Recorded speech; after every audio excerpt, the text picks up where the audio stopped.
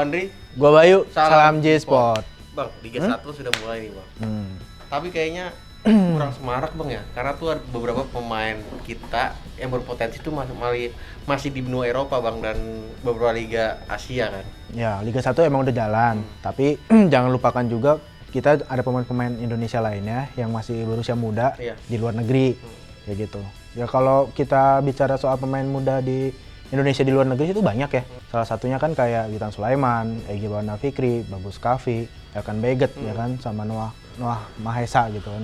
Tapi di antara itu semua punya jalannya sendiri-sendiri. Iya, padahal kan mereka sendiri kan sebelumnya ada beberapa pemain yang turut meramaikan Liga 1 kan bang. Betul-betul, kayak misalnya Bagus Kavi dulu di Barito Putra, Witan Sulaiman dulu di PSM ya? Iya. Di PSM Makassar. Terus Yuji Utomo bersama Persija.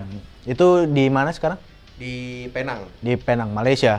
Oke. Kalau boleh bicara sedikit soal pemain-pemain Indonesia di luar negeri nih, gua ada sedikit berita update nih ya. Kayak misalnya bursa transfer lah. Ternyata pemain-pemain timnas Indonesia di Eropa itu juga ikut terseret dalam bursa transfer Eropa yang biasa kita lihat di klub-klub besar Eropa gitu. Misalnya kayak Witan Sulaiman. Witan Sulaiman kan baru saja terlepas dari klub Serbianya ya, Ratnik Surdulika. Kemudian sekarang dia bergabung di Lesia Gedang. Mantan klubnya Egy. Mantan klubnya Egy, dan itu sempat menjadi sorotan sama seorang jurnalis asal Kanada yang menjadi kontributor di Polandia, Petek Nova. Katanya sih si Lesia Gedang merekrut Witan Sulaiman tuh karena pengen narik kembali engagement sosial medianya. Kan kita tahu lah ya, kalau fans-fans sepak bola Indonesia itu terkenal loyal banget ya, terkenal sporadis banget. Tapi Witan juga udah debut bang. Ya, menariknya adalah Witan itu melakukan debut beberapa hari setelah dia diresmikan. Iya, beda sama Egy. Waktu itu si Witan diresmikan oleh Lesia Gedang tuh hari Rabu tanggal 1. Kemudian ikutan latihan hari Kamis tanggal 2 September dan langsung melakukan debut laga uji coba sih lawan klub Belgia juga, klub yang kastanya nggak tahu berapa, tapi lumayan dia masuk hampir mencetak gol ketika unggul 2-0, tapi saat masuk Lesia menambah kedudukan lagi menjadi 3-0 dan itu menjadi sebuah nilai positif juga. Terus ada juga yang bilang kalau kedatangan si Witan Sulaiman ke Lesia Gedang itu dinilai lebih beruntung dibandingkan saat Egy ke Lesia Gedang, karena pertama Egy ke Lesia Gedang itu tanpa pengalaman bermain di Eropa kan, sedangkan Witan ketika di Lesia Gedang itu mempunyai 1,5 musim pengalaman di Serbia. Udah adaptasi ada adaptasi dengan cuaca di Eropa gitu, dan lagi pelatihnya pun berbeda gitu. Ketika Egy bersama Lesia Gedang itu pelatihnya Piotr Stokovic, sedangkan sekarang yang baru gitu. Jadi ada harapan pelatih Lesia Gedang yang baru ini bisa menambah jam terbang si Witan Sulaiman itu. Nih bang, gua ada yang unik juga nih bang, ada Saryal Abimanyu bang. Mantan pemain Madura United. Mantan pemain Madura, di mana sekarang dia? Sekarang kan dia direkrut sama JDT. Johor Darut Taklim. Itu satu-satunya klub ASEAN yang menjuarai kasta kedua Liga Champions Asia ya? Iya, nah direkrut sama Johor, tapi dia dipinjemin dulu bang ke klub Australia. Oh gitu. Iya. Apa? Newcastle Jet. Newcastle Jet. Oke. Dia sempat berdebut di Australia dan ditarik lagi sekarang. Ke JDT. Iya, dan Saryal udah mulai debut ya bang. Cukup apik sih meskipun yang menit akhir mainnya. Posisi tengah ya. Berarti dia diibaratkan menjadi jenderal lini depan timnas Indonesia ya. Iya. Jenderal lini tengah masa depan timnas Indonesia maksudnya gitu kan. Oke. Terus kalau pemain-pemain lain yang di Malaysia gimana? Malaysia tuh ada Ryuji Utomo bersama Penang kan. Ryuji tuh menjadi back andalan dari tim tersebut karena tuh pertahanannya ini setelah kedatangan Ryuji cukup kokoh bang tim itu bang. Tapi Ryuji tetap sempat absen karena tuh akumulasi kartu dan cedera. Oke, jadi cedera panjang membuat karirnya sempat meredup juga ya di Malaysia ya. Sedangkan Sadil kayaknya lebih mentereng ya. Lebih mentereng. Sadil bersama Sabah tuh mampu menunjukkan kualitasnya bang. Mampu menunjukkan kualitasnya ya. Selain karena dirinya viral menyanyikan lagu bangsa Malaysia. Iya. Selain itu, tapi dia emang kualitasnya bagus bang. Di atas lapangan ya. Itu terlepas dari mantan pelatihnya orang Indonesia ya. Iya. Kurniawan kan sempat merasakan tangan dingin Kurniawan bang bersama Sabah kan. Meskipun emang akhirnya Kurniawan kan cabut dari klub itu. Ya, walaupun cabut semoga aja tetap menjadi pemain inti dari Sabah ya. Oke, kalau bicara soal itu kan dari Malaysia ya, itu kan pemain senior lah ya untuk di timnas Indonesia. Gue balik lagi ke Eropa di mana Egy Maulana Fikri terlepas dari Lesia Gedang, dia juga mendapatkan klub baru di Liga Slovakia namanya FK Senica. Menariknya adalah si Egy Maulana Fikri ini hanya mendapatkan kontrak selama 6 bulan doang. Uji coba. Iya, itu jadi kayak semacam uji coba. Mungkin itu kemauan dari agennya si Egy juga, Level Up Asia yang juga satu agensi dengan Witan. Tapi mungkin juga kemauan dari pihak klub untuk meyakinkan bahwa kalau si Egy dapat bermain maksimal selama 6 bulan, dia dapat opsi 1,5 tahun kontrak lagi. Opsi perpanjangan. Ada opsi perpanjangan. Jadi ya sama-sama untung lah ibaratnya kan, kalau misalnya Egy 6 bulan nggak dapat main kan dia bisa mencari klub lain. Kalau misalnya langsung 2 tahun tapi nggak dapat main-main kayak waktu di Lesia kan dia juga jadi bingung juga kan gitu. Jam mainnya kan jadi kurang kayak gitu. Mungkin ada pemain dari benua Eropa lainnya bang yang menurut mendapatkan perhatian dari ada sih si Bagus Kavi. Oh Bagus Kavi ya. Nah, Bagus Kavi itu waktu itu mulai debut bersama Jong Utrecht. Kemudian di hari Jumat tanggal 30 Agustus kemarin dia mencetak 2 gol dalam kemenangan 5-2. Ya, kan lagi uji coba bang. Uji coba ya. Jangan jumawa dulu. Ya jangan jumawa. Menariknya itu walaupun dia bermain hanya di laga uji coba, tapi seenggaknya 2 gol itu menjadi modal penting untuk Bagus Kavi ke depannya. Mengingat pelatih Jong Utrecht itu dipimpin sama mantan pelatih PSM Makassar si Darizen Kalezic. Nah, Darizen Kalezic itu jadi seenggaknya udah tau lah potensi-potensi pemain muda Indonesia itu seperti apa gitu kan. Bagus juga bersama Jong Utrecht sedikit berhati-hati sih bang, karena kan dia baru pulih dari cedera. Pulih dari Jadi cedera. jangan boleh menunjukkan kualitas tapi bertahap. Ya bertahap. Yang menjadi perhatian itu sebenarnya bukan dari pemain-pemain, itu kan pemain muda ya, Witan, Egy, kemudian Bagus. Yang menjadi sorotan gua pribadi ini adalah Asnawi Mangku Alam. Kenapa? Karena Asnawi Mangku Alam di awal-awal pekan bersama Ansan Greeners itu selalu tampil sejak menit awal lah ibaratnya gitu kan, selalu punya menit waktu bermain lebih banyak gitu. Tapi dalam 2 laga belakangan Asnawi itu jarang mendapatkan kesempatan.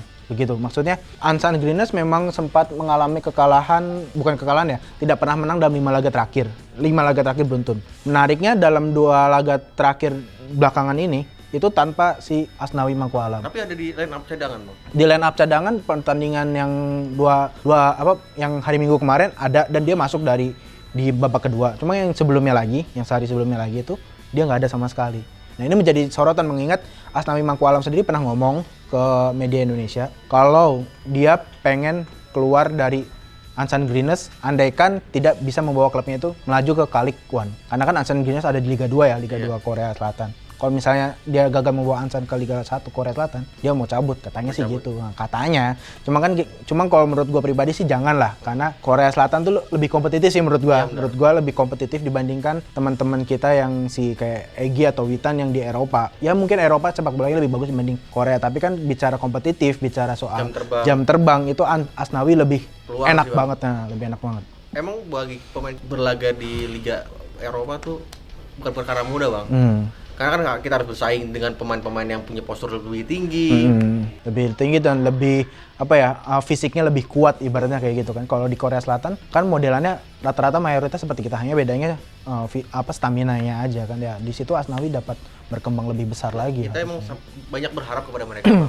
Tapi kita lebih ingin mereka punya jam terbang lebih bang. Iya. Satu lagi sih ada pemain yang namanya Kelanan Wahmaesa. Dia di Liga Jerman, kasta kelima Liga Jerman. Dia sudah menjadi lumayan tandem di Liga Jerman. Nama klubnya tuh lumayan susah, Andri. SPVG Frechen 1920. Ya kan identitas klub-klub Jerman kan selalu ada angka tahun ya di belakangnya. Ya dia lumayan lah. Tampil starternya lumayan. Pada hari Jumat kemarin dia tampil sebagai sejak menit pertama main 90 menit, mampu membawa klubnya menang 3-0. Tapi waktu hari Minggu kemarin dia tidak main sama sekali.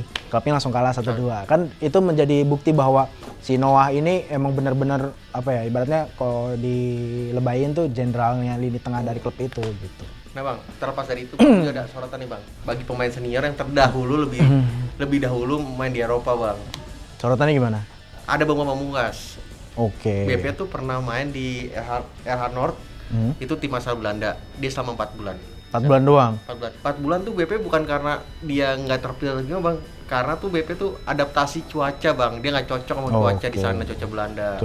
Lagi-lagi adaptasi emang cuaca Indonesia, Asia dan Eropa emang jauh berbeda. Dia nggak cocok dengan cuaca, akhirnya dia memutuskan pulang ke tanah air, membela Persija, dan 2005 dia pindah ke Malaysia, ke Selangor. Dan kalau misalnya gua ada salah ya, mungkin bisa dikoreksi.